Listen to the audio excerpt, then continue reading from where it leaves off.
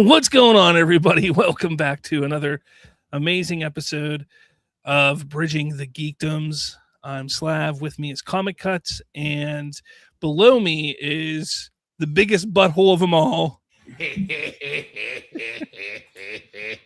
Yeah, boy. It is Colton Bird. You know what I didn't do? I didn't do this. I didn't turn on the music. There we go. I'm a failure. Oh, you I'm a really big just failure. ruined the mood of the butthole behind me. I'm keeping it. I'm keeping it. That's going to be the thing. Every episode, I'm going to have a different thing behind me. Oh, I'm sure you will. We'll just see how much Bob's going to let me get away with. I can't just do this. There we go. Aww. Oh boy. So guys, what's going on? Our beginning of our show is always full of dumb antics and shenanigans. So From the base of the show. What's that? From the base of the show. From the base of the show. Yeah, we measure from the base of the show. Yeah, I'm glad we cleared that up. I'm glad we cleared it up. Also, I hope a lot of people are watching this so I don't have to go fuck a bunch of loaves of bread too. What? Yeah. You Jerry said we're going live, and I said you better tune in, or I'm going to make sweet, passionate love to the fullest loaf of bread you have in your house. Oh, So yeah. people Your aren't here.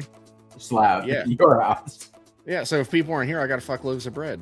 I'm not opposed, Well, but there's we got to nobody, put them. We there's got to put them nobody in the watching. We got to put So- them in the microwave with some There milk we go. so it We warms up. know. Why don't I put them in the toaster for you? Well, no, because then that's more time. I got to do individual pieces of bread. I'm still not getting all the way through an individual piece, but it's still happening.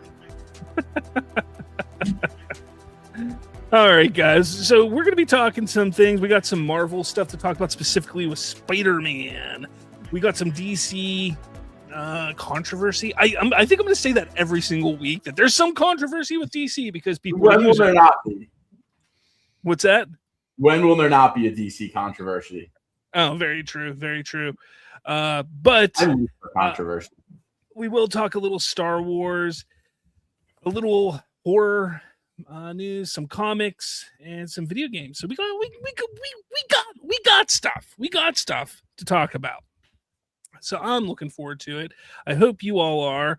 But let me ask right off the bat, Jerry, how was your week? It's pretty good, actually. I got approved for a new apartment, so I'm moving out of this place, moving into a bigger place in a nicer area. So I'm really looking forward to that. And yeah, it's been a good week. That's pretty much been the big thing for me this week. But how's your week? Yeah, same old, basically. Just doing things, working. I have 900 birthdays coming up within the next 3 weeks, so that's fun. Yeah, that's a lot. Four of my kids and my significant other. Gay. All four of your kids have birthdays that are close, or they have other birthdays you're going to? Well, 4 of my 6. Well, 4. Yeah, his starting lineup. Yeah. No. So I have. My youngest birthday is tomorrow. My oldest son's birthday is on Sunday. And then in July, 2 of the kids have the same day for a birthday in July. Okay.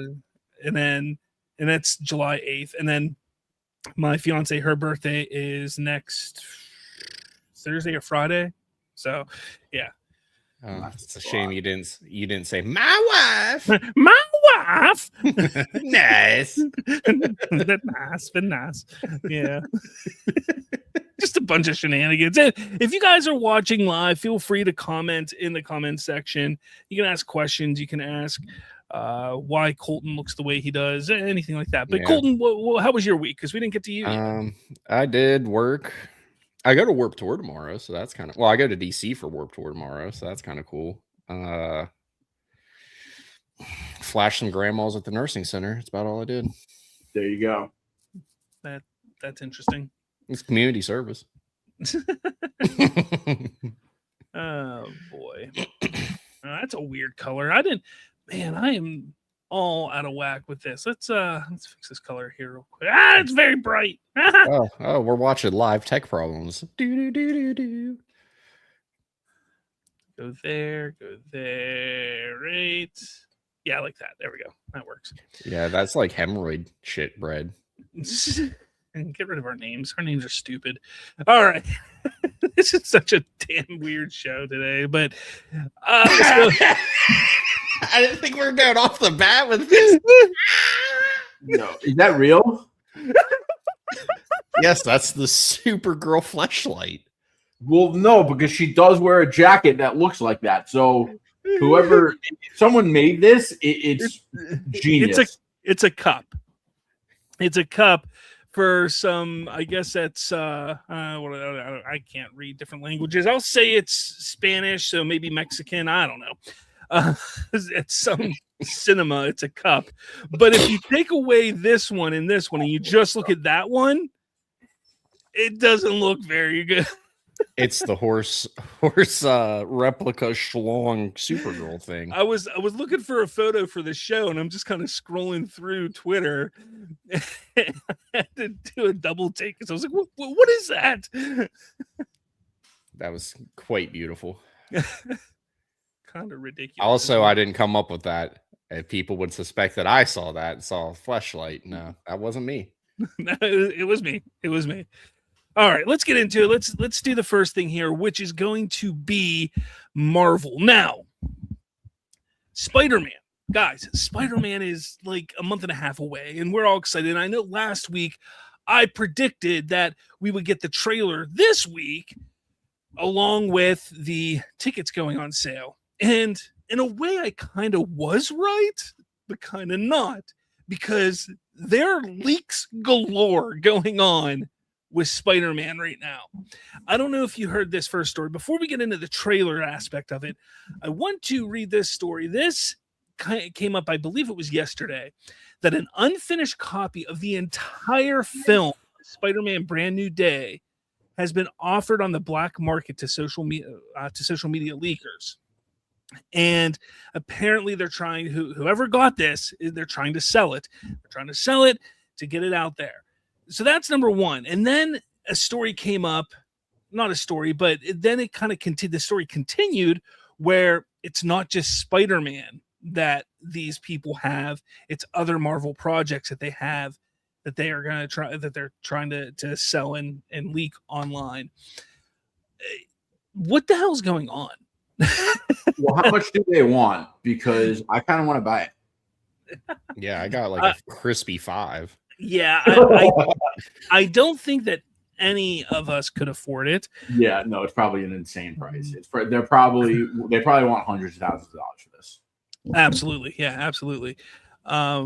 You got to think that what the fuck's going on? You got to think that it's outrageous, and honestly, there'll probably be some kind of sting where the authorities get involved and they're the ones that actually buy it and arrest the people and what have you. But still, it's crazy that this, especially with Sony, like what is with Sony and getting hacked? Yeah, and I thought of that too, because the interview, which was like 10 years ago, but that was a big deal. Yeah. That was a huge deal. A huge deal.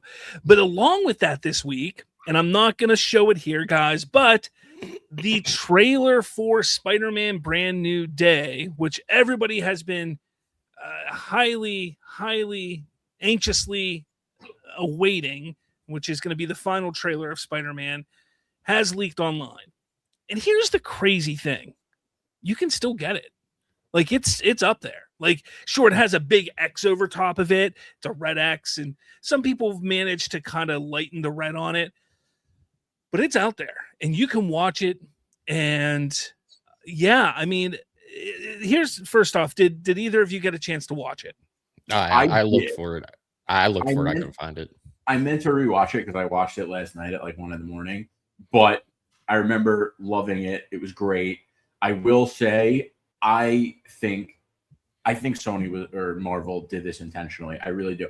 I don't think that it's for sale. Like if that's real, I think that's separate. But the big the whole thing is just the fact that you could search it on Twitter right now and still see it is really sketchy, because if it was real and they were planning on dropping it next week, they'd be pissed and they would be, DMCSAing everyone over this, but they're not.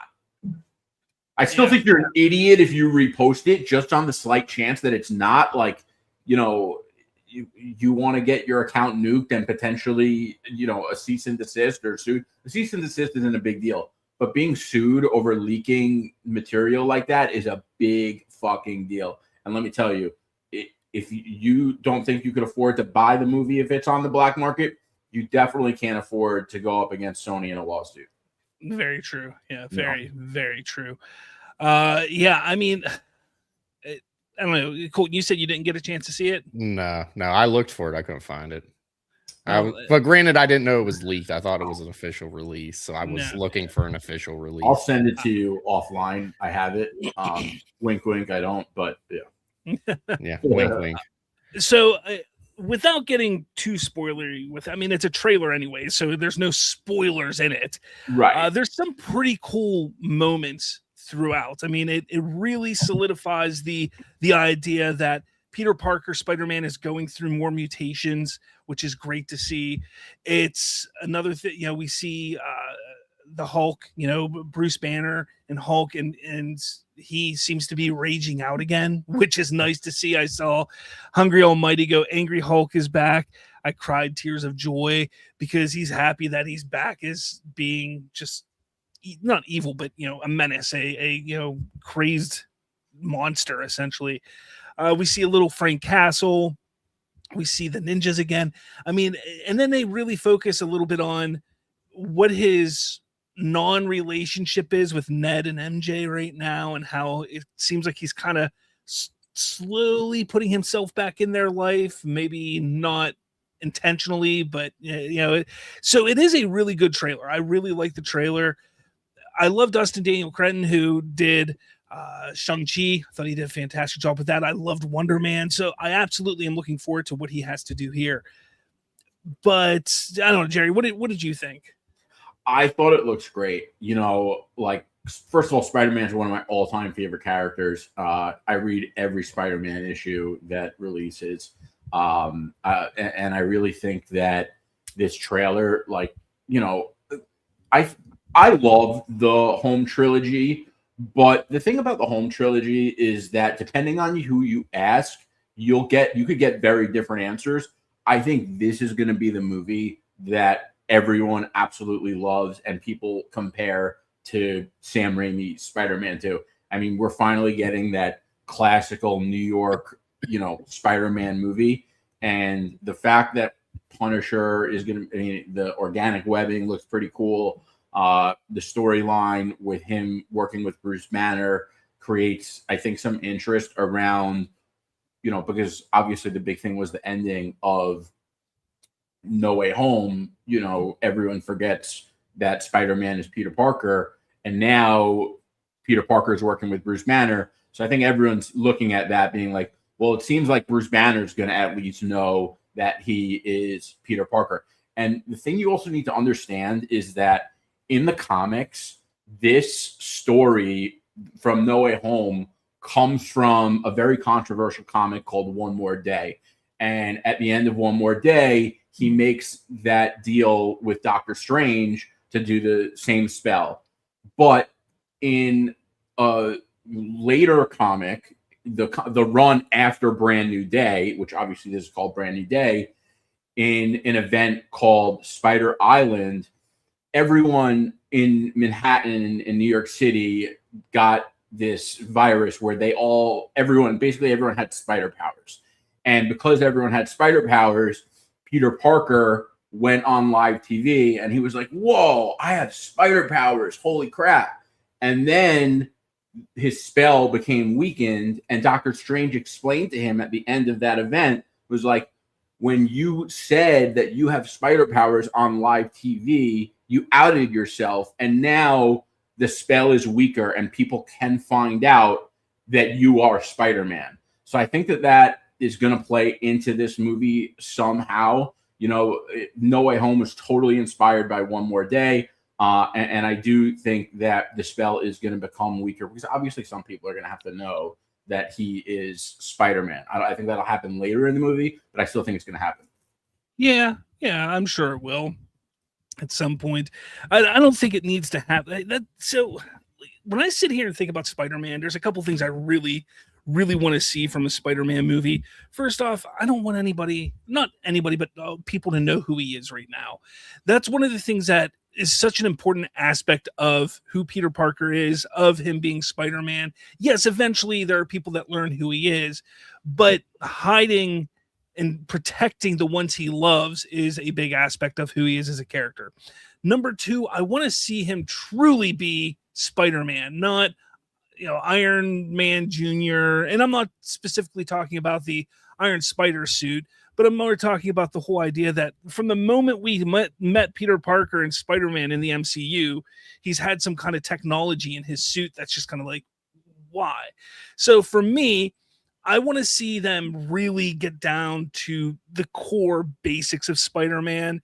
And I know that they're taking inspiration from that comic run, but I hope they don't take it to the point where, okay, people are going to start to find out who he is. Oh, look, the Avengers know who he is now. Oh, here's some new tech gadgets and things for your suits again. Like, that's what I don't want to see happen. Yeah, I want to see him be Spider-Man and be the Spider-Man that we saw in comics or in animation as kids.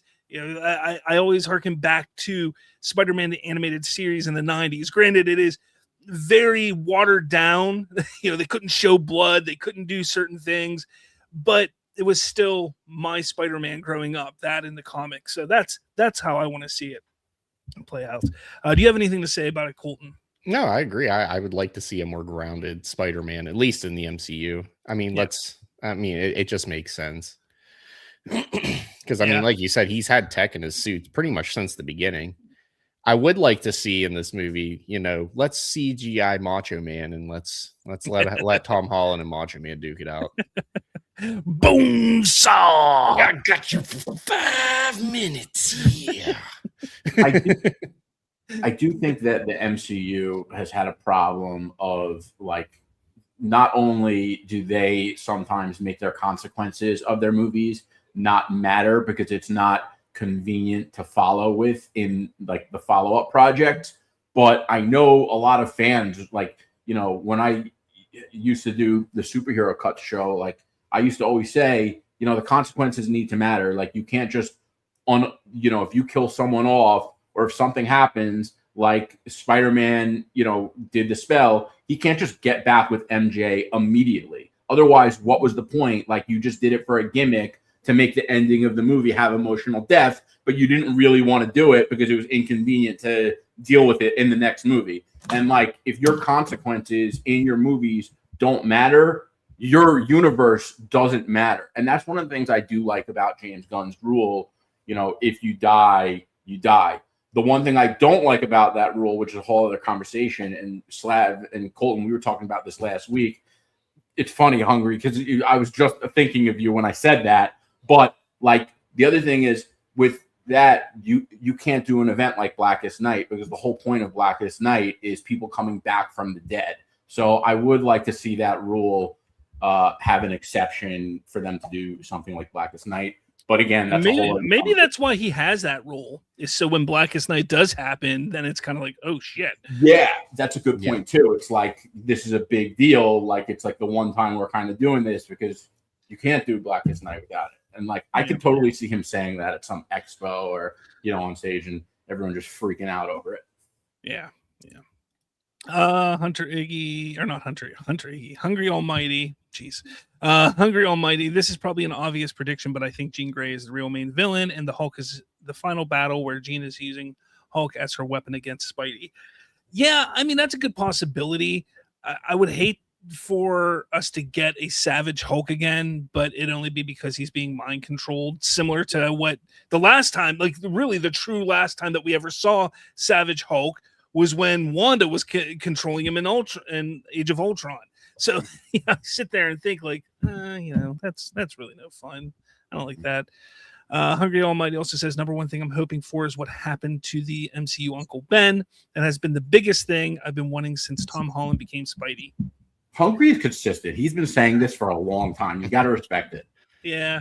I don't know if they're ever going to do that.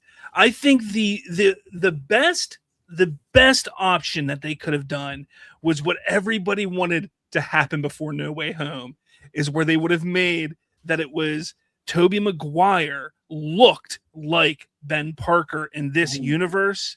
Mm-hmm. So when he would have seen him in that movie, like he would have seen him, there would have been all these emotions and confusion and things like that hit him. And then it would have been Tobey Maguire that is the one that says, with great power comes great responsibility, and that whole thing, to really kind of like, whoa, this is a crazy mind fuck of a of a thing. Like that would have been the best time to even introduce Ben Parker again. But yeah, I don't think that we're ever going to get him. I don't think we're going to see Uncle Ben or get any explanation of Uncle Ben in the MCU.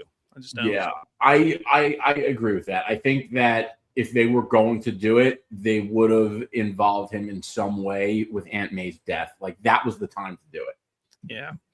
Yeah, for sure.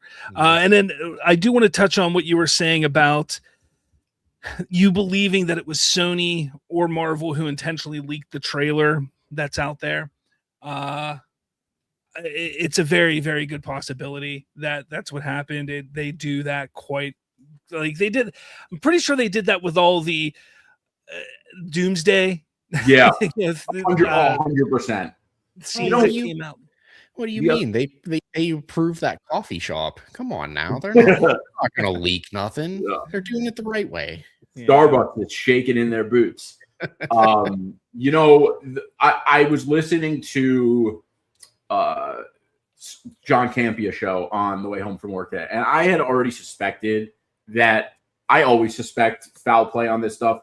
I used to work in the footwear business, and I worked for a pretty big brand. And one of the things I learned in doing that was like a lot of these sneakerhead leaks. So when there's like a hyped sneaker and you see a blurry picture of it, that shit is always intentional. And that got me to realize that in the hype movie business, it's the same kind of thing. But John Campea and Robert Meyer Burnett made a really good point about this specific instance. And that was that the big red X, like the whole thing is now everyone that's so hyped about the trailer that saw this trailer with the big red X, now they want to see the trailer without the big red X. So it's going to drive the YouTube views because, the trailer was great. Now you got to see it without the big red X. Yeah. Oh, well, you're wrong. Let us know in the comments. Did you see the trailer yet? Did you not see the trailer? Are you waiting for it? What do you think? Is there a conspiracy behind it? Let us know in the comments below. And let us know what you want to see from a Spider-Man movie that is, well, not... that is more grounded. Like this new Spider-Man trilogy, I guess. Like, what do you want to see from it and see from Spider-Man? Let us know in the comments. Hungry Almighty did say one more thing. Maybe in the soft reboot, Uncle Ben has a bigger presence because Aunt May is coming post-reboot. I'm calling it. I don't know. I think Spider-Man is going to be like this moving forward. I hope he's alone. I think if they bring Aunt May back, like I would lose all faith in Marvel. You can't do that big of a death, make it that big of a deal, and then just bring her back. Like, unless they ever do something like Clone Conspiracy or something like that, where it's actually part of the story. But even then, like, I wouldn't want to see something like Clone Conspiracy for another 10 years at least. You can't just do that right away when that was the big moment, Yeah. All right, so we're going to move on to DC because there wasn't much other news when it comes to Marvel, at least movies and TV-wise. So, obviously, Supergirl's coming out in just, 2 weeks' time now? And Dean Cain, the Superman from the 90s television show, The Adventures of Lois and Clark, has kind of thrown some shade towards Supergirl and James Gunn and what they're doing with the current iteration of the character. Now, here's the thing. I want to put this out real quick. I'm a fan of Dean Cain.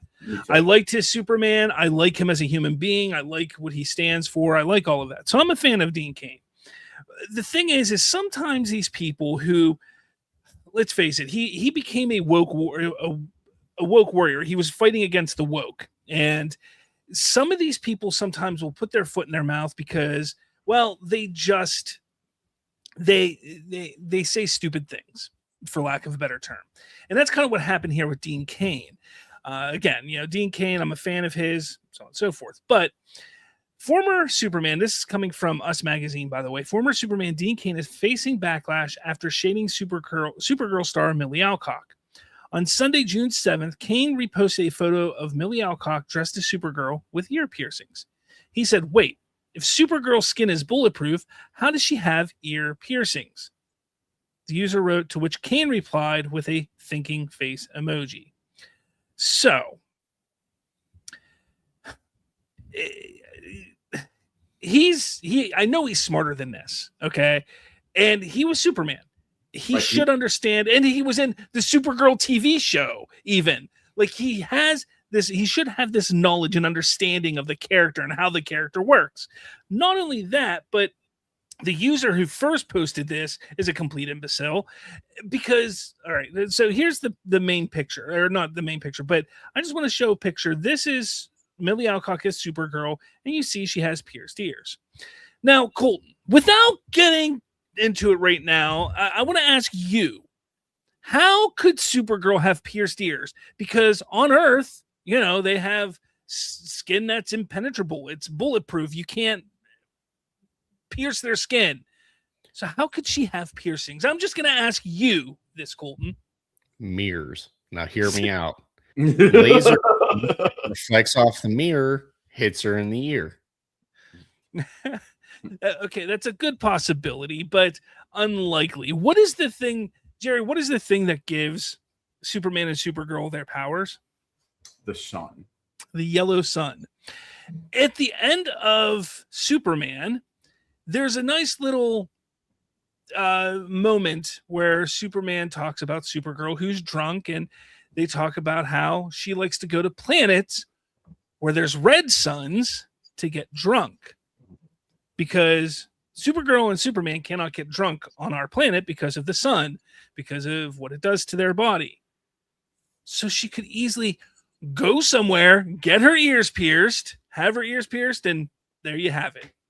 Like, it's not a hard concept to understand. Like, if you played Superman, this is basic info. And I saw a lot of the Snyder pages share it, and I don't remember who did and who didn't, but the thing is, they all pretend they read comics, and they should know, like, this is basic stuff. And I'm not saying, like, if you don't claim to know, that's fine, and not everyone needs to know this, but if you are someone who claims to have knowledge of the comic books, or not even the comic books, you watch Supergirl, like Superman on TV, you should know this. It's pretty basic stuff. And I'm a fan of Dean Cain too, but like, that was a cheap shot. It really was a low, but low. It didn't end there, because the next day. That's the one I'm talking about. So this is the thing with the piercings, okay? And then this person, Ginormous J, and why does she look like this guy?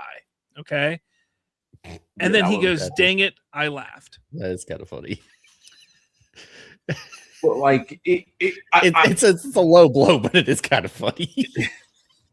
Yeah, like, I get that.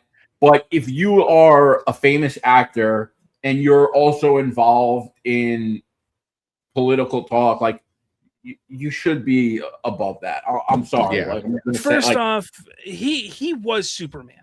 He was Superman in the 90s. There was no other Superman in the 90s. He was Superman in the 90s, if you don't count the animation. But he was Superman.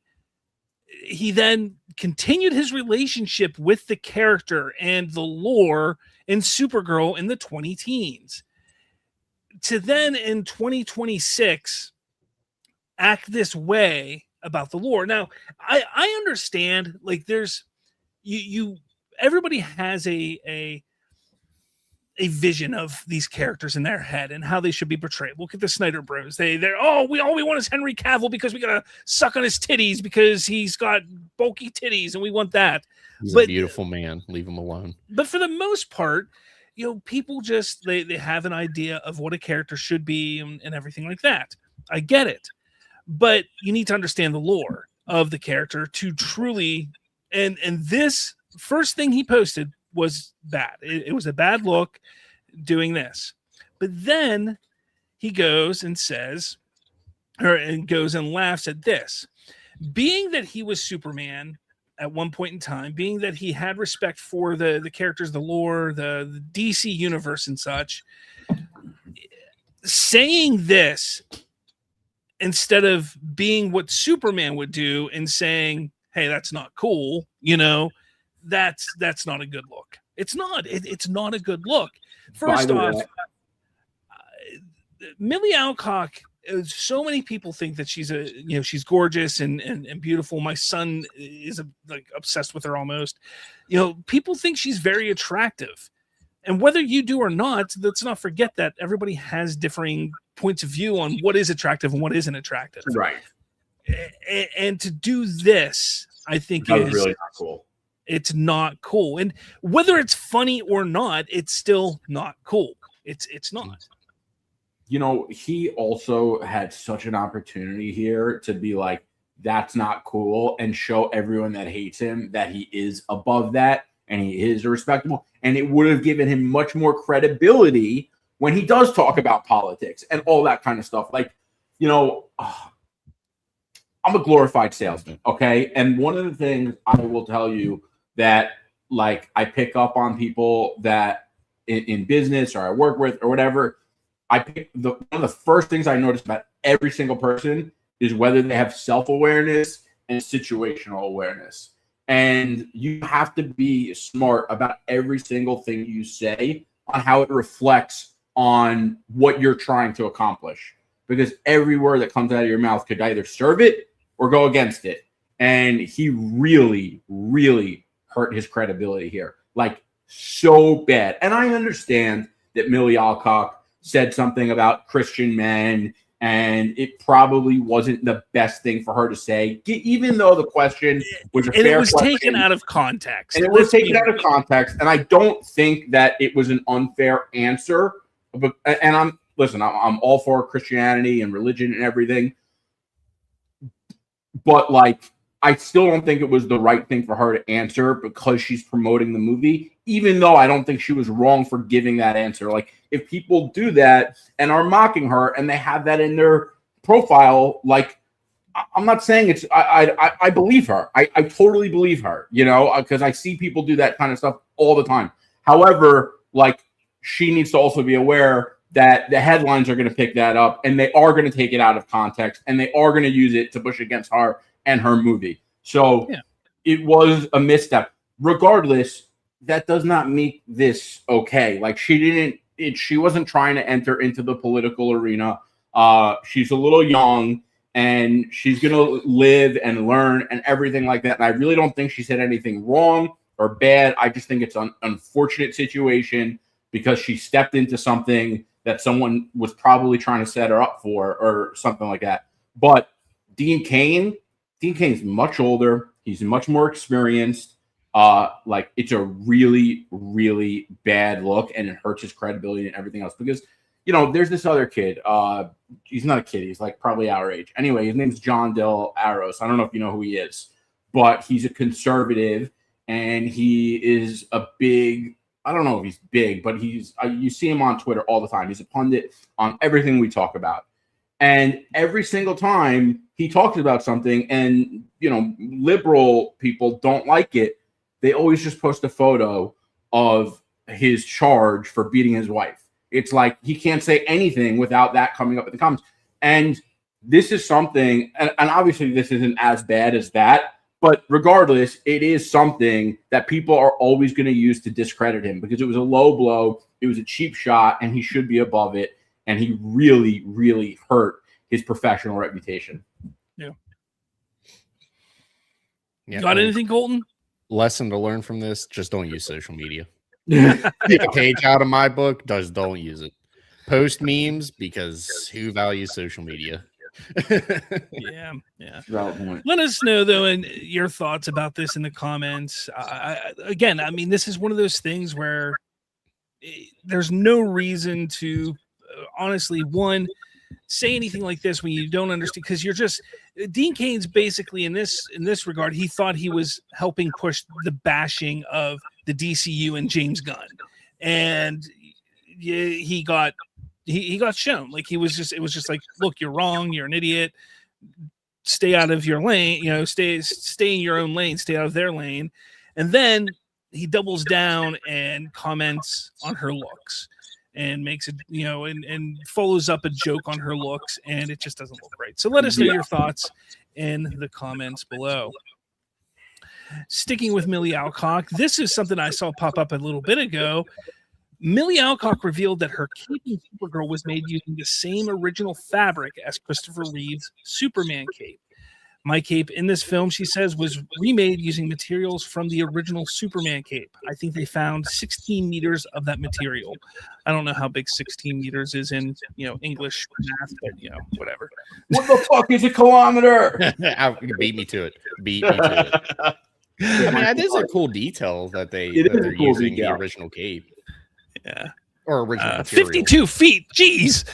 Oh, you can make like at least 2 capes with that. Yeah, that's a lot. Yeah. I bet you her cape is a lot thicker than his was. Yeah. Oh, yeah. I mean, if you look at the old Christopher Reeve films, you can see his cape is very, very thin. So they probably double, triple, quadrupled that up a little bit to really make it thick and luscious and beautiful, just like that. So I had to do it. Oh man, Supergirl fleshlights. That's something I can't wait that we actually start seeing merchandise for. Oh, I know, it's crazy. But yeah, I just wanted to bring that up. I thought it was pretty cool. All right, moving on. Let's see. Do we want to go to? Man, Walmart? Your video game stuff is all over the place. Jeez. You wanted Star Wars stuff, so I put the specific Star Wars stuff with the Star Wars stuff. Gaming goes with gaming, Colton. But it's Star Wars stuff. It's Star Wars. But it's gaming. Well, I mean, then skip everything and we'll talk at the end.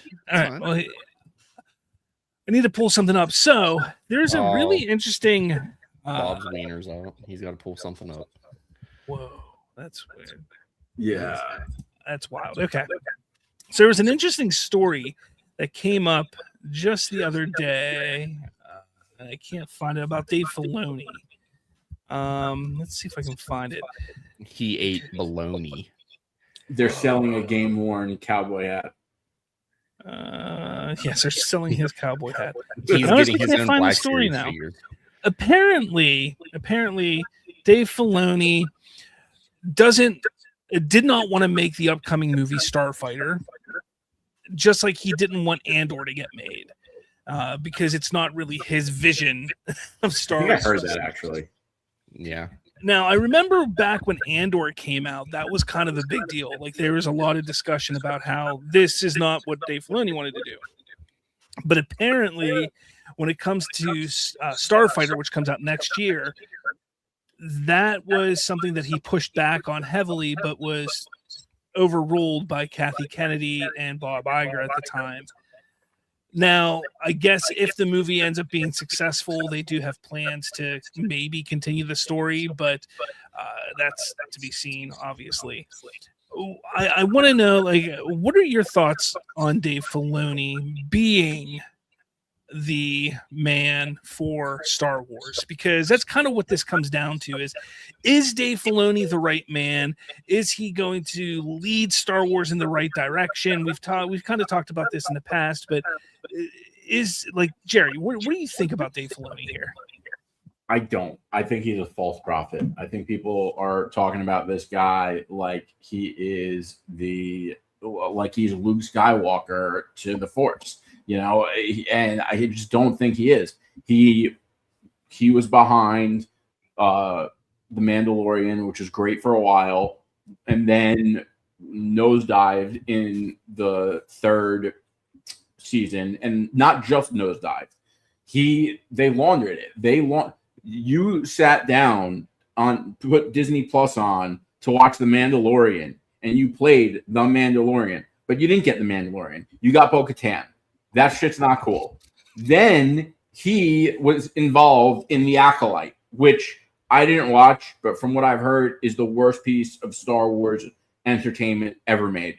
Facts. And then the Mandalorian movie was all him. And that movie, it should have been a special presentation. Like, that's what it should have been. Well, how Marvel does special presentations, that's what the Mandalorian should have been, or they should have just made another season.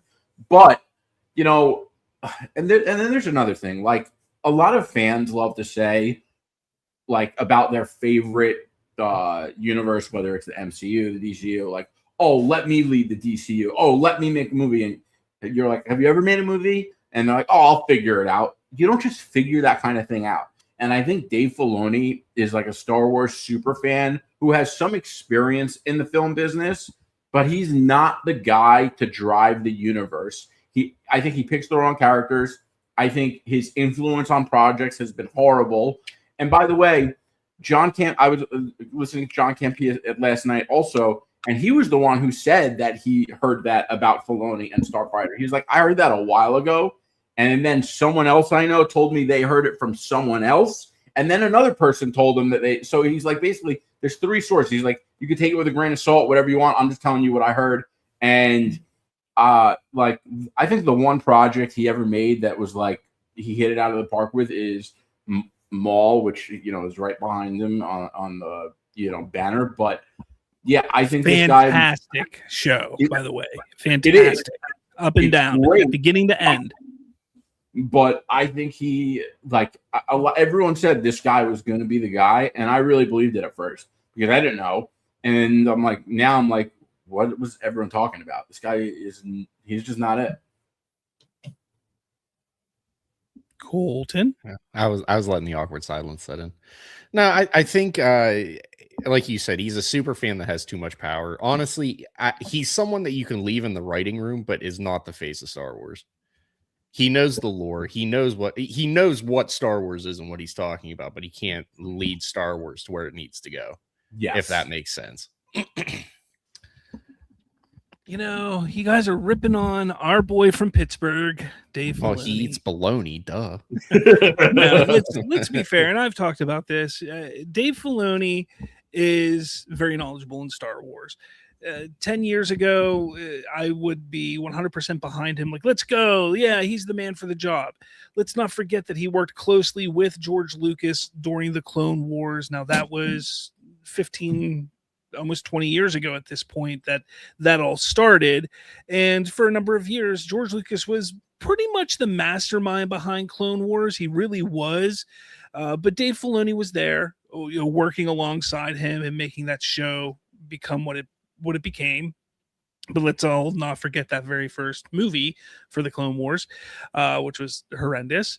Now, when you keep moving forward, yeah, he then does Rebels, and Rebels was great, and I loved Rebels. But then he was involved with that show, The Resistance, and that show was ass.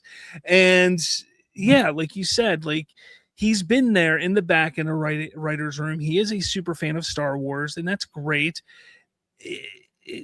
Do you guys know the gentleman Pablo Hidalgo? Also, do you know who that is? I feel like I've heard you say the name before, but he's another one who is kind of part of the story group, part of the writing rooms for Star Wars. He's very, very knowledgeable in Star Wars as well. And for a number of years, people thought that Pablo Hidalgo was the issue with Star Wars. They were saying he's the issue with Star Wars. Dave Filoni knows what he's doing and what he's talking about because, you know, he made Clone Wars. He made great arcs on Clone Wars. He did great things with Rebels, you know, so nobody wanted to blame him. Everybody wanted to blame Pablo Hidalgo for so long. And whether right or wrong, I think he was a big part of pushing the what's the era called, the High Republic. I think Pablo Hidalgo was a big part of that, which is just woke crap. Honestly, if you ask me, it's terrible. Like they and whether you believe in woke culture or not, that whole era of Star Wars was designed specifically to appease the people that are, you know, celebrate the wokeness of America and the world. So whether you agree with it or not, go talk to a tree. But people were always blaming Hidalgo. I think it's fair now to sit here and say, like, look, Dave Filoni is smart. He understands animation really well. Maul is fantastic. Colton, if you've not watched Maul yet, I've watch watched the it. first episode. You can get through it in a day or less because it's you. But honestly, he has done some amazing things. His track record, though, when it comes to live action, has been very rocky at best. The first season and second season of The Mandalorian, that was more Jon Favreau than it was Dave Filoni. I believe the story goes, if I remember correctly, Jon Favreau came in and pitched the idea to Kathy Kennedy. Kathy Kennedy then put the two, Jon Favreau and Dave Filoni, together on it. Now, Filoni and Favreau worked together in the past because Favreau was a voice on Clone Wars and maybe Rebels. So, they worked in the past together. But it was Kathy Kennedy who put the two of them together for The Mandalorian. Now, those first two seasons was very heavily Jon Favreau because it had a beginning, middle, and end. Like it was one story those two seasons. But after that, you start to see the wheels fall off that whole lore there. And Ahsoka, I really liked Ahsoka, that show. I really did like it. But a lot of people don't. A lot of people had issues with it, and that was heavily Dave Filoni. So when it comes to live action, he's rocky at best. Is he the right man to lead Star Wars into the future? I honestly, I don't think he is. But I also think that we need to give him some time to really see what he does. Mandalorian and Grogu, sure, that was crap, but that was more of a push from Bob Iger. That was something when Bob Iger came back after the whole Chapek, couple years of Chapek. Bob Iger wanted Star Wars on the big screen, questioned why their biggest TV show on Disney Plus, which is why is that not on the big screen? And that was kind of a big push by Iger. I don't think if it wasn't for him, that wouldn't have happened. Starfighter, that is not a Filoni thing. He was not a big, he wasn't a big supporter of it. I think the movies following Starfighter, the projects that come out over the next couple of years, that's where we're really going to get a taste of what Filoni means to Star Wars moving forward. So it's going to be interesting. It's going to be interesting.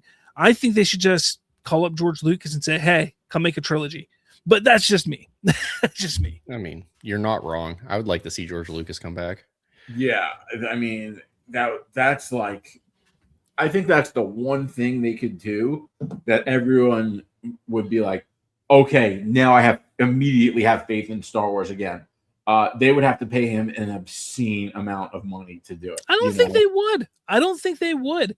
I think the biggest thing that George Lucas would want is to have mostly creative freedom. Control. I think he would want to come in with creative freedom. I think they would just pay him, a regular amount, even if it's just writing and producing. Like he may not even want to direct. Right. Let's not forget that he never wanted to direct films, the films back in the 70s and 80s. And then whenever it came time to do the prequels, he couldn't find anybody. Like that's why he did the prequels. So, I mean, it's one of those things. It's kind of like he may just come in and say, look, I'll give you the story. I'll write the story. We can get this all fixed and go from there. I think he'd be willing to do it personally. I think he would, and I think he should. I think he would love to, but he has talked often, even though George Lucas has said, I've walked away, I had to learn to let go. So would he be willing to then? I don't know, but it's all interesting. It's all good topics to talk about. It's going to be interesting to see what happens with Filoni for sure and how things pan out for Star Wars. I just hope it's for the better and not the worse, but let us know your thoughts in the comments about Star Wars, Filoni, and everything going on there. I'd love to hear. I just want to say real quick, it takes more than knowing the lore to lead the universe. You need to know the business. You need to know how to make a movie and all. I know the Marvel lore. I'm not saying I should direct a Marvel movie and lead the MCU. It's a very big difference, and I think a lot of people fail to understand that. Yeah. No, you're not wrong. You're not wrong. Yeah. All right. Okay. No, while we're still here, I gave it a week to think about it. I think I know what could save Star Wars. What? A limited run Jar Jar Binks post episode 6 run. you know what? I bet you it would do better than the Acolyte. Oh yeah, probably. Yeah. Where he's just like don't- a man that's been kicked out of the Senate. He's been kicked out of the underwater Gungan villages. He's just a drunk on Coruscant, just getting Misa kicked. homeless. Misa no bueno. Or, no, my God, I missed my spoke Spanish there. Misa not no having a- bueno. Yeah, Misa no bueno. Actually, you know what? He'd be drunk. It wouldn't be out of the realm of possibility. Because his story's so sad. Yeah, it really is. All right. Do we want to do comics now? Yeah, let's do comics. It's the comics. Let's do comics. All right. So you wanted to talk about Avengers Armageddon #1. Yeah. So this has been, everyone's been talking about how DC is crushing Marvel and Marvel needs to fight back. And Marvel announced Armageddon in, I think, November. I'm pretty sure it was November because I know I was in Vegas at the time. And Chip Zdarsky is one of the best writers in the game, period. And I think I said last week, I think he's going to go down as the greatest Captain America writer of all time. And I'm not kidding about that. Now, here's the thing.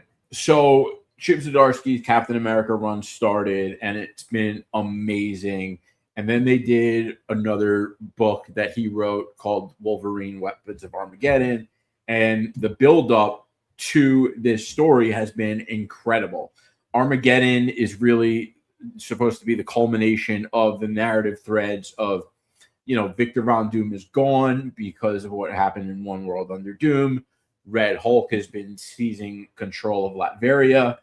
And Miles Morales brought the origin boxes, which are from the Ultimate Universe, back to the 616, and they have the ability to create a new superhero. And he brought back 4 of them. Now, the other thing that's a big aspect was Captain America.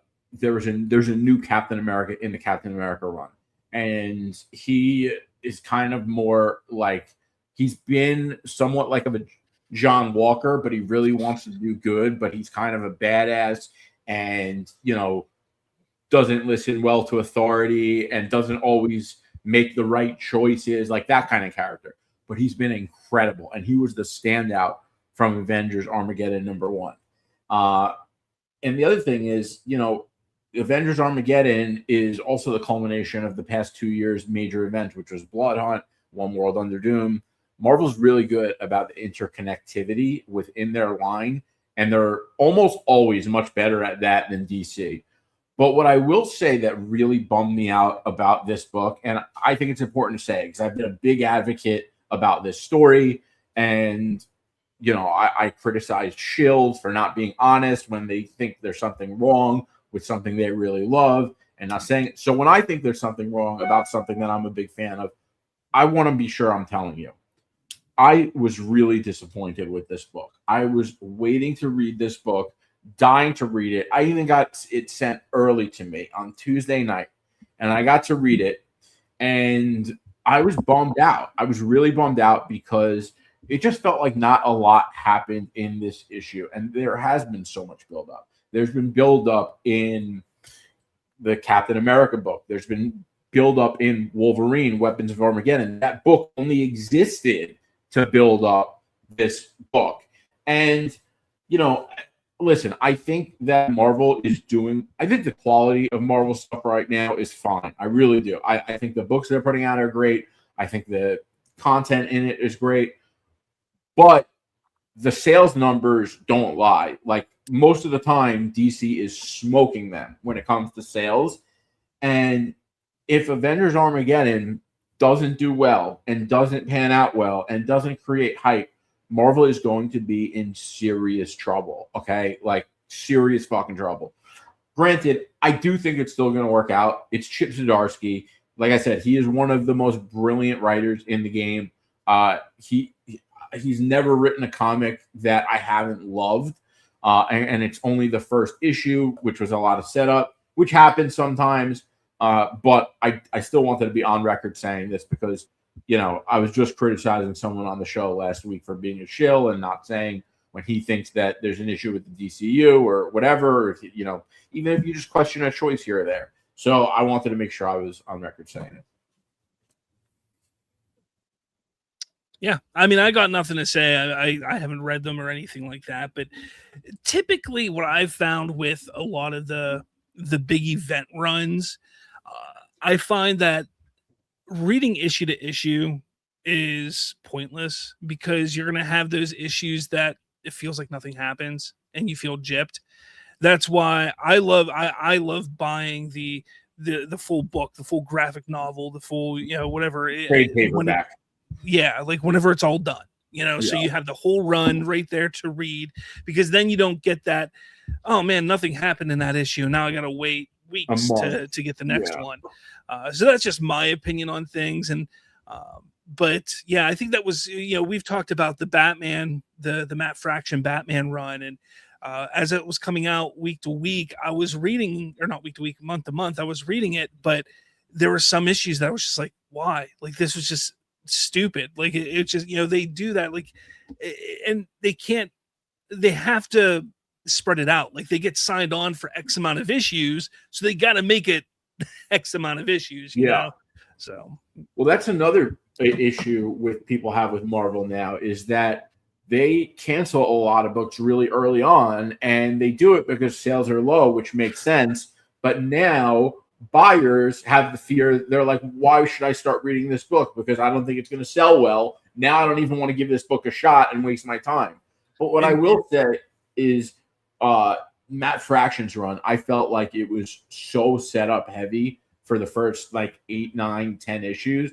But it feels like it's about to take off, like right now, with everything going on. And with Vandal Savage and see, I dropped out of it. I haven't gotten caught back up yet, but like I think I was 5 or 6 issues. I'm into it now, so I'm not fully caught up to it. But no, I mean, I've been saying this for years and years, that they need to. So they have this Avengers Armageddon run put together. Now damn well that they probably had the first 6 issues, 8 issues, pretty much done and ready to go by the time it launches.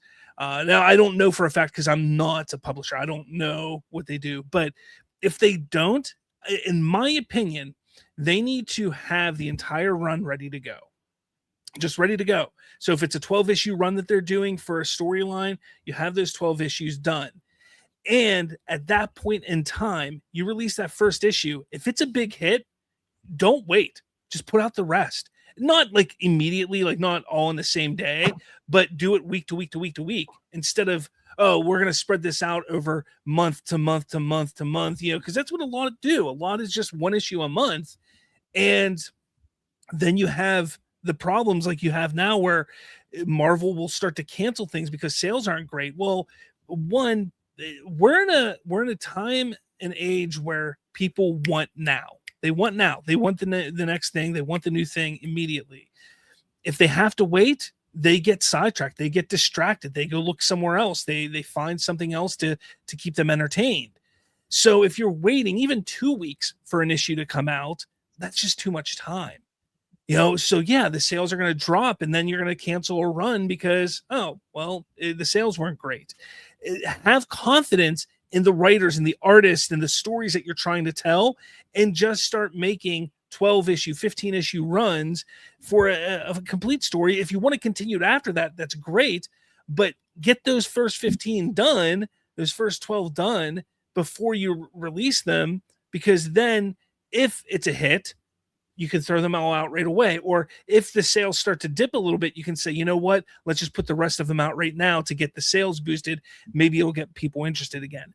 I just think that's the smart way to do it. But then you have those lulls where if you were to do that, you had a plan to release things and now nothing's coming out at that time. So it's kind of a win-lose situation, but I think that's the best option for it. Honestly, I do. Yeah. The other thing is I would love that. I would love nothing more than that, because I read comics monthly, but I also read back issues and comics that have already came out. So I always have a couple comics that I'm reading that I'm just binging, but I also always have a ton of comics that I just wait for a new comic book day because I have no other choice. But I will say is two things. Number one, it gives them time because sometimes they want to change things and based on how fans received it. So it gives them a little time. And also, back in the day, or even now, because still most people prefer paper comics than digital. I'm digital, but whatever. It creates more trips to the store. If they released all the issues on one day, that person only goes in once. But if they release 12 issues over the year, if you're going to buy that book, that's 12 more trips. So it makes a difference, and it does give them time to maintain, quality and keep costs manageable and all that kind of stuff, because now you got to pay someone all the cash up front for the 12 issues, whereas instead you're just other than pay throughout the course of the year. The other thing, though, is Batman. So something really weird happened with Batman this past year, and it's still going on. So Batman Hush is a very famous comic. I'm sure you know of it. Obviously, you know who Hush is. And, Jeff Loeb wrote it, and it was incredible. I mean, now you find like younger kids try to say like, oh, it's not good. But like when Hush came out, people went crazy over it. And they announced they were going to do Batman Hush 2. And what you have to keep in mind is Matt Fraction's Batman was a number 1. They don't always do that. So Matt Fraction's Batman reset it to number 1. But Hush, like for example, Hush 2 was coming out last year. They delayed issue 163. I think it came out last week or the week before, like 6 months. So now they have the last Batman run and the new Batman run releasing at the same time. It's so stupid, Yeah. But it was so bad that I think they delayed it because they needed to make changes because everyone absolutely hates it. Anyways, let us know your thoughts, guys. Did you read Avengers Armageddon, or are you reading the run? It's not done yet. Are you reading it? Do you plan on reading it? What is your take on the current state of comics? Because it is very interesting and precarious going on right now. We'll dive deeper into that stuff in the coming weeks for sure, but let us know your thoughts in the comments below. Okay, guys, before we get into video gaming, I'm sorry, Colton. I was just scrolling through X here just to see if any, breaking news popped up or anything like that. And I'm sorry. Okay, you guys know that Supergirl has a cross promotion with KFC, right? You guys have seen the commercials and things. You can get like a special Supergirl KFC meal type of thing. Okay. Yeah. And I plan on actually this weekend, hopefully I'm going to get the bucket. I want the bucket with Crypto on it because I think Crypto's one of the most adorable things that's ever been created in film. And they have a bucket where Crypto is the topper. So I'm planning on getting that this weekend. But our good friend, our good friend, Aaron Fisher, decided to go get the Supergirl meal because there's a specific meal there. And he goes, it's here, Supergirl, KFC. And the chicken strips look nothing like they do in their photos. Okay, first of all, he is somebody who is going to look for any reason at all, to bitch and complain about the DCU and what's going on. The fact that he went to KFC specifically and bought Supergirl, the Supergirl meal, I think is hilarious. Because for somebody who sits there and talks so much shit on DC and wants it to fail and wants everything to just, go back to being the Snyderverse, the fact that he goes and buys this to essentially support the DCU and Supergirl and things like that, I think is hilarious. But then he gets it, and I'm going to show you this thread because it is a roller coaster. So obviously he shares a picture of the Supergirl drink. It's blue. And he says the chicken strips look nothing like they do in their photos. First of all, watch a KFC commercial or go to their store and see the photos of their chicken strips and then order them. They don't look the same. No, they now don't get me wrong. I'm a big KFC fan. I love KFC. I have since I was a kid. But the photos never look. It doesn't even matter if it's KFC. It could be McDonald's, Burger King. It doesn't matter. The photos never, ever look like the food that you're going to actually order. So of course he has to complain about that. Then somebody goes, sauces were good because there's like special sauces that you get, like Supergirl sauces. He goes, the sauces were good. The rest of the food was freaking disgusting and the tenders were tiny. Okay. And somebody laughs. And he goes, looks like somebody says, looks like you and Supergirl both eat poop. I don't know if you guys saw that clip, because there's a clip where there's like a snail that like poops and she eats it like, I don't know, like ice cream, like Dippin' Dots or something. I don't know, it's weird. But again, it's funny. It's space, you know? And then somebody, Aaron, you're awesome, but did you really expect commercial quality? He goes, this was beyond bad. Are you really surprised about that? The chicken? They advertised this. It's like a known thing that fast food photos are staged and don't look anything like the fast food. Everyone knows this. Has he ever been to a fast food restaurant? Seriously. Like, has a Whopper ever looked like a Whopper on the commercials? But don't worry. Somebody says that cup thingy looks bloody awful. I hope it tasted okay. He goes, it's pretty tasty, too sweet, but still okay. It was the best thing in the meal. So has this man's brain completely smoothed over, or has what? Has his brain completely smoothed over, or is he just this retarded on purpose? I mean, he was hit by a car last year. Well, they didn't finish him off. I mean, jeez, dude. Yeah. What, was he in the hospital and they were like, he's fine. He doesn't need oxygen. There's no brain up there that needs oxygenated. But I honestly want to find out. Like, I'm surprised nobody has asked him, like, why did you even buy the Supergirl meal? Actually, you know, he sold me. Aaron Fisher just sold me that soda because it looks so good. I have to try it.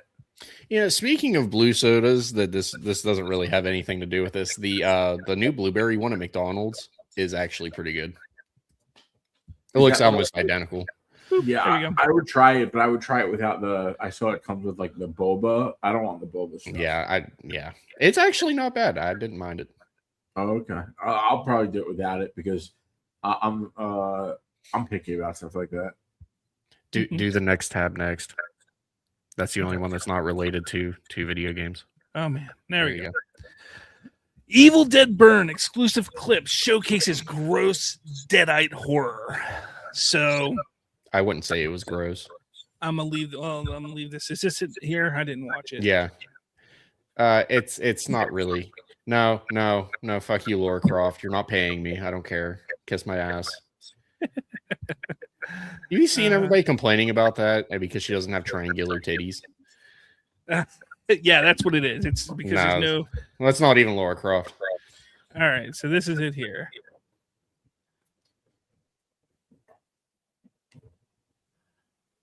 I can't wait to see this movie, though. That's why I put it in here for you. I'm not a big horror guy. I mean, I like some, but I never really got excited for horror movies, other than probably the first couple Saws. Speaking of, we need to get that new Saw game when it comes out and find a fourth person. Oh, is this the clip? Yeah. Just from a different angle from that first teaser? I don't think. Maybe. No, maybe not. I'm sure probably some of that is in here. Nice.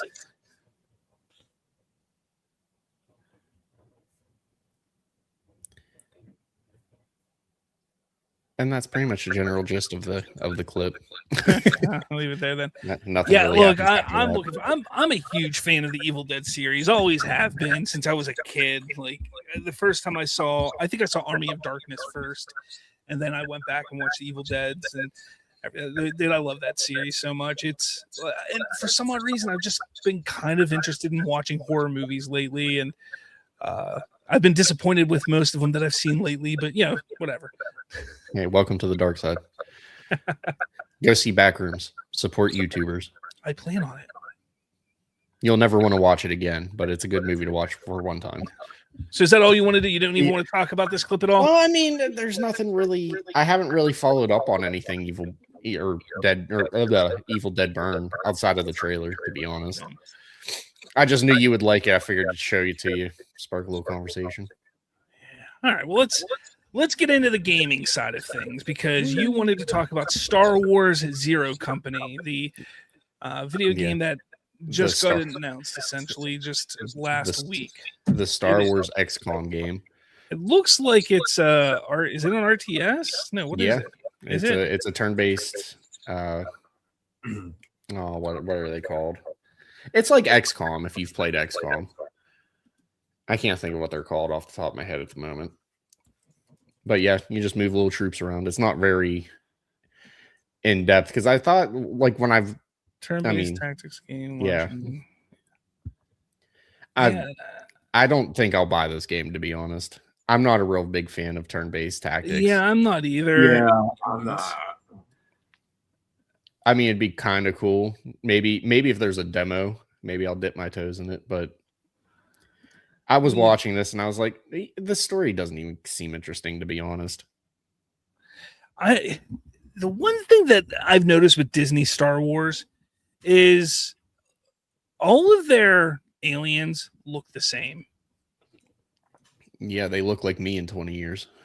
Like, honestly, like, yeah, that is true. Like, none of them are like interesting looking.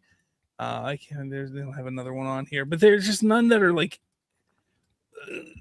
look at that. Like, what is that? Like that. First off, looks terrible. Like, and they all have things hanging out of their heads. Like that one, and one in the blue looks like kind of Ahsoka. They all look. Well, no, she like that. That's an actual that's a George Lucas creation there. That's Twi'lek. Yeah, Twi'leks were around, but like this, I don't even know what the heck that is. There is that a Twi'lek? It's hard to tell. But they all none of them are inspired looking, so I have a problem with that. I've noticed that droids have fallen to the same thing. They all look the same now, for the most part. Yeah.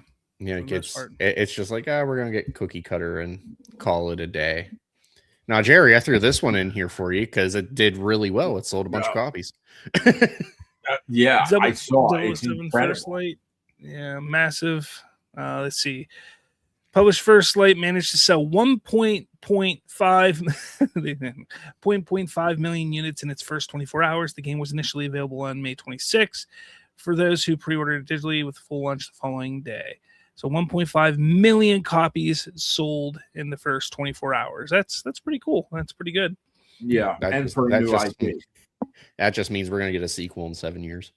Well, that's my because people are saying that Amazon bought the James Bond rights before they made this game. After they were already making the game, and now Amazon Games, that's what the reporting says, is making the sequel and not IOI, which would be so dumb. Like IOI just knocked it out of the park. You're sitting on gold. Let IOI develop it. I just don't understand that. I don't know. No, I agree. Why would you leave it for another studio to fuck it up and ruin everything that you've just made? It's so dumb. Then Xbox Game Showcase was this past weekend, and then you had Nintendo Direct a few days later. But we'll get into both of those real quick. I do want to talk about Xbox Game Showcase because I think this is one of the best showcases that they've had in a long time. Oh, completely agree. A long time. These are the games here that were at the showcase that they discussed. Gears of War E-Day, Modern Warfare 4, Halo Campaign Evolved, Metro 2030, was it 39? Fable, Dungeons 2, the list goes on. State of Decay 3, which is a big one, Persona 6. There's so many that and I can't forget this, a new Crazy Taxi. I'm all for that. I was just going to say, you forgot the biggest one. What's the biggest one? Crazy Taxi. Oh, okay. Yeah. Look, I'm looking forward to it. I can't wait for Crazy Taxi. But anyways, getting into it, this is a hell of a lineup for games for them. Elder Scrolls Online, I guess, is getting a huge update in 2026. Fable, look, I'm a huge fan of the first two Fables. The ones that came after that weren't great, but the first two, they hold a special place in my heart. This new one, I'm a little concerned about because the beauty of the original Fable games was the wackiness to them, because it was basically what it always reminded me of was they kind of took The Legend of Zelda Ocarina of Time, gave it better graphics, a bigger sandbox to play in, and you get the RPG elements that it didn't have. And like that's what the first two Fables felt like to me. This new one kind of just seems like they're going more realistic and almost more Elder Scrolls-y with it, which I guess is okay, but I don't know. I'm worried about that it's going to lose some of its charm. So I hope it doesn't. Yeah, I agree with that. I only played the first one, but I remember loving it. And the concept of all the choices having consequences, that was Fable. Fable created that. Yeah. And people still use it today. Then obviously Call of Duty Modern Warfare 4 was announced, which I didn't even like. Okay, we didn't really need that. Fallout 76 Infestation, so they're getting an expansion for that. What else? A new Spyro. I forgot to say that Spyro. After 20 years of not having any Spyro, we're getting a new Spyro. Yeah, I'm real excited for that.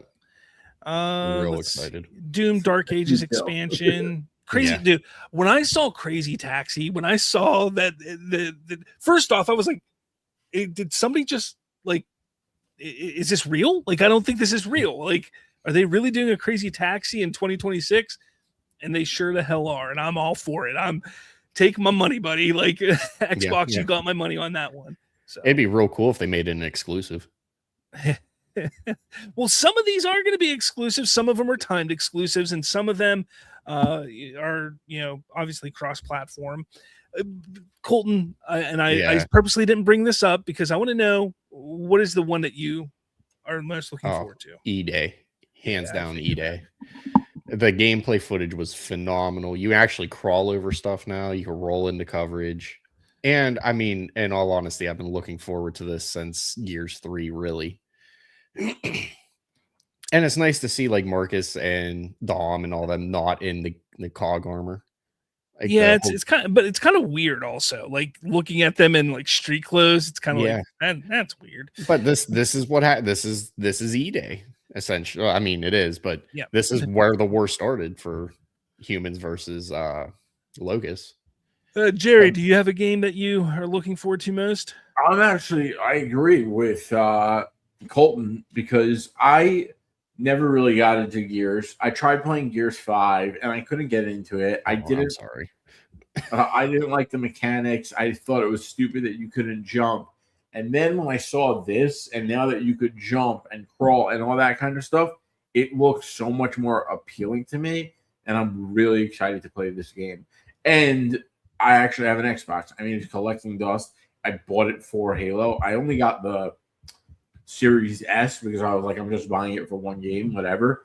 But yeah, so I'm hyped for this. I mean, what were the other games on there? I'm pretty sure this was the one I'm most excited for. Like, when I thought about Xbox Showcase, this was the game that oh no. Yeah, I'm most excited about Halo. But I knew about Halo already. I didn't really know anything about E-Day. I didn't know if it was announced before. Like E-Day was new for me for Showcase. So it's the most exciting one that I had just learned about. But Halo obviously takes the cake for me. Yeah, I mean, the Halo Campaign Evolved is number one for me. I mean, Halo. I've talked about this. It's my game. Like that's what I've loved for over 20 years. 25 years now. I absolutely love Halo. I love this here is the Campaign Evolved, the new mission trailer that they have. They have this the whole Campaign Evolved trailer that also came out, and then they gave 2 levels to a lot of YouTubers and content creators to play the first, a couple, not the first 2, but a couple levels of the game to see what it's like. And I tell you what, like the hype that I have for this, I know it's a remake. I know I played Combat Evolved countless times. I played Combat Evolved. But I am looking forward to this game so much. Not even just for the 3 new missions. I'm like, I want to play it in Unreal Engine, and see what it's like and see what they do with it. So yeah, I mean, for me, it's absolutely Halo. That was the number one for me. Number two, I'd say is Crazy Taxi, and then I'd probably say Spyro. Everything after that, while I think it's a great lineup that they have over the next year or so, those are kind of the big three for me. I've never been a big Gears fan. I played the first two. And that was pretty much it for me. Like, I was just like, okay, I had my fill. Like, all right, it is, that is what it is. But yeah, that's me for sure. Like, that was it. You're not excited for Flight Simulator 2026? No.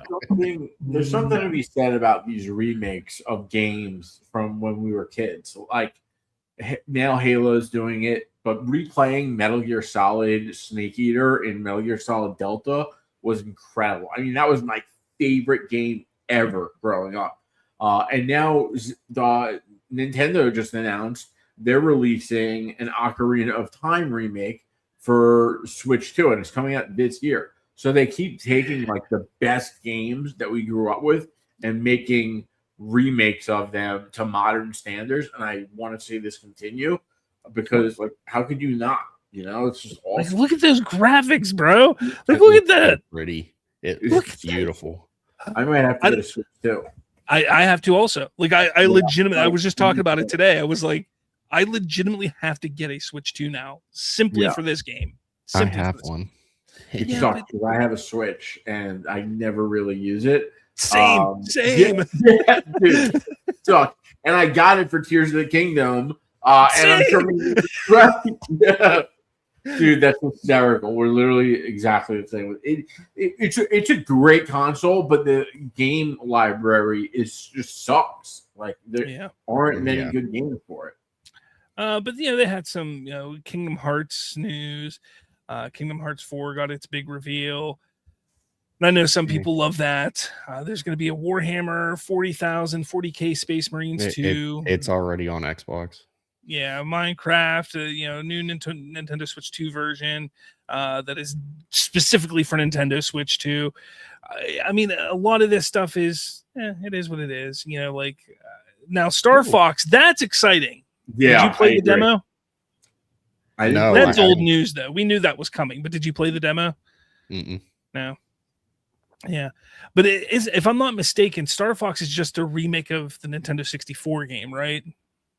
I'm pretty sure it is. I think that's what it is. Yeah, no, it's Star Fox remake, new gameplay. Yeah. What? Oh, that's annoying. I was hoping I don't think, like that, I'm sure people will buy it, but that's the game I don't think a remake for is the best idea because that game was designed for the N64 system, and like what you could do in a flight game today is so much more improved that I think you're still going to feel it dated if it's close to the original on a game like that. Yeah, maybe. I don't know, but let us know your thoughts, guys, about all these fun new game announcements this month. It's crazy. They get rid of E3. E3 hasn't been a thing for a number of years, but PlayStation, Microsoft, Sony, Microsoft, and Nintendo all still do big announcements in June still. So it's kind of funny. But let us know your thoughts in the comments below. Okay, Golden, you want to play a game? I know it. Okay, let's play a game. I want to play a little game. So basically, we're gonna do, each one of us are gonna say a superpower, but the other two give a side effect to that superpower. So, like, Bob, you go first. If you could have a superpower, what superpower would you have? I have the power of flight. That do anything? No, the power of flight. Does it do anything for you? It's levitation, Holmes. Okay, but every time you fly, your butt whistles. Nice. Okay, now Jerry, you get a side effect. Every time you fly, you fart really loud. It's a whistly fart. Just yeah. All right, go ahead. Who's next? All right, Jerry, go ahead. All right. I could become invisible. Do you want to go first? You go. You got it. But every time you take a step, you leave like a very cartoonish shoe print on the floor. Thanks. Now it's every time you turn invisible. Every time you turn invisible, I I don't know. You stink really bad. Oh, that was weak. I can't think of anything. Every time you revisible, you're naked. So you go in clothes, but you reappear without clothes. Now I'll never be able to rob a bank. Thanks, guys. I'm gonna say a liquefaction. If I want to turn into a liquid, I turn into a liquid. Okay, so every time you turn into a liquid, that liquid is gasoline. Oh, that'd be dope. Your lungs are still in the water when you're liquid. So. Well, I die instantly. That's a power I'll never use. Yeah. Oh boy. Okay. Are we doing another round, or is that it? I mean, if we want to do another, we can do another round. Let's get a little one more and call it night. Okay. Right. Okay, Bob, go first. Telekinesis.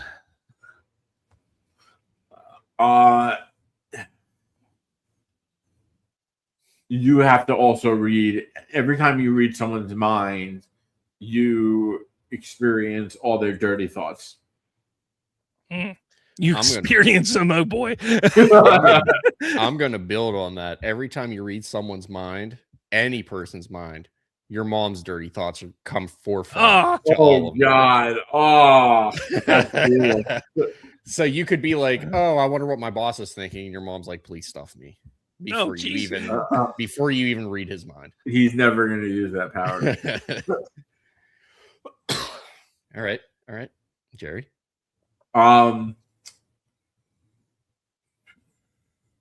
I could run really fast.